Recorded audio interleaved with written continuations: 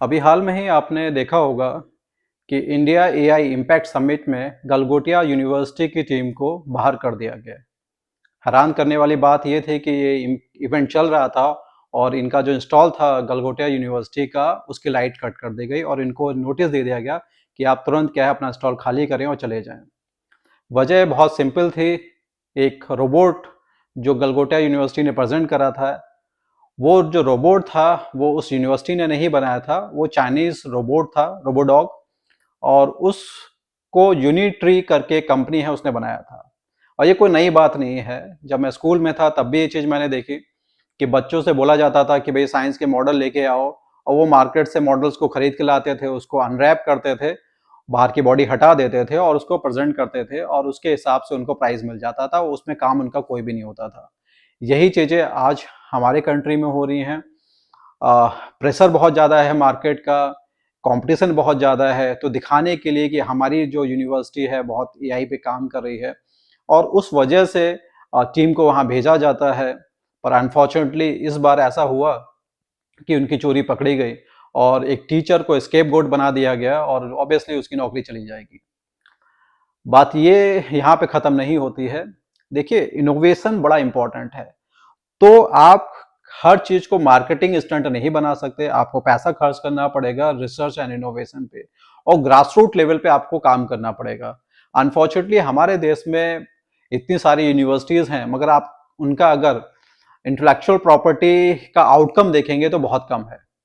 कुछ लोग हो सकता है नाराज भी हो जाएं, मगर हकीकत यही है। अगर आप नोबेल प्राइज को देखते हैं तो मैक्सिमम नोबेल प्राइज प्रोफेसर्स को मिलते हैं जो किसी ना किसी यूनिवर्सिटी के साथ कनेक्टेड हैं। बट अनफॉर्चुनेटली हमारे सीनियर केस में नहीं ऐसा है, क्योंकि हमारे यहाँ वो फ्लेक्सिबिलिटी नहीं है, वो लिबर्टी नहीं है, और दूसरा ट्रेडिशनल माइंडसेट है। अगर कोई प्रोफेसर बोले कि मुझे रात में यहाँ पे काम करना है तो शायद उसको परमिशन ना मिले। बहुत सारे उस पर सोशोलॉजिकल टैबूज लगा दिए जाएंगे कि पता नहीं लैब में क्या करेगा क्या नहीं करेगा। दूसरा, कोई काम करना चाहता है तो बाकी जो लोग जो निकम्मे हैं, जो काम नहीं करते, वो कंस्पिरेसी स्टार्ट कर देते हैं। तो इस पॉलिटिक्स की वजह से जो एक्चुअल ब्रेन है वो माइग्रेट हो जाता है। इसी को हम ब्रेन ड्रेन कहते हैं। वो इंडिया को छोड़ के वेस्ट में चला जाता है, अमेरिका चला जाता है, और वहां जाके यूनिवर्सिटीज उसको हायर करती हैं उस ब्रेन को, और वो काम करता है, और उस काम का जो बेनिफिट है उस यूनिवर्सिटी को मिलता है, उस सोसाइटी को मिलता है। तो हमारी इंडस्ट्री को, हमारी गवर्नमेंट को जिसका बेनिफिट मिलना चाहिए वो नहीं मिल पाता है।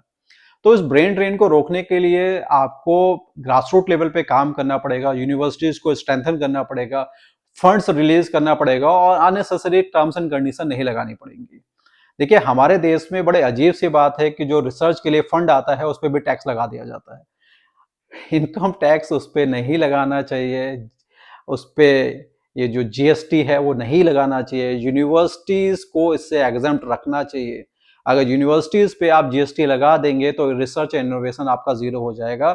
तो मेरा मैसेज बस इतना ही है। इस तरह के फनी मोमेंट से खुद को बचाने के लिए आपको आर&डी पे पैसा खर्च करना पड़ेगा, एक अच्छी पॉलिसी बनानी पड़ेगी, एक स्टैंडर्ड ऑपरेटिंग प्रोसीजर बनाना पड़ेगा, और ट्रांसपेरेंसी को डेवलप करना पड़ेगा।